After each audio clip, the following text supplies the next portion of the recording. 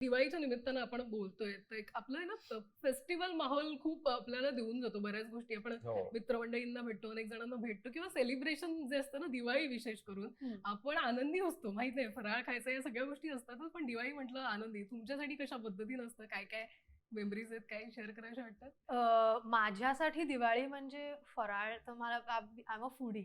आम्ही सगळेच actually foodie आहोत. त्यामुळे मला रव्याचे लाडू खूप आवडतात. माझी आई खूप उत्तम रव्याचे लाडू बनवते, त्यामुळे त्याची मी वाट बघते.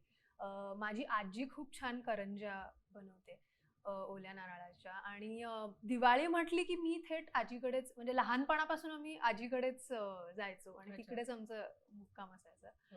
आणि आमचा ग्रुप होता मित्रमैत्रिणींचा, त्यामुळे आमचं ते रिच्युअल असायचं, म्हणजे पणत्या लावणं ह्याच्यात गॅलरीत आणि खालती जाऊन फटाके. त्यामुळे आणि तेव्हा आधी म्हणजे लहानपणी फार ध्वनी प्रदूषण आणि एअर पोल्युशन एवढे असे प्रश्न नव्हते तेव्हा, त्यामुळे आपण मनसोक्त फटाके उडवू शकायचो. त्यामुळे त्या खूप छान मेमरीज आहेत.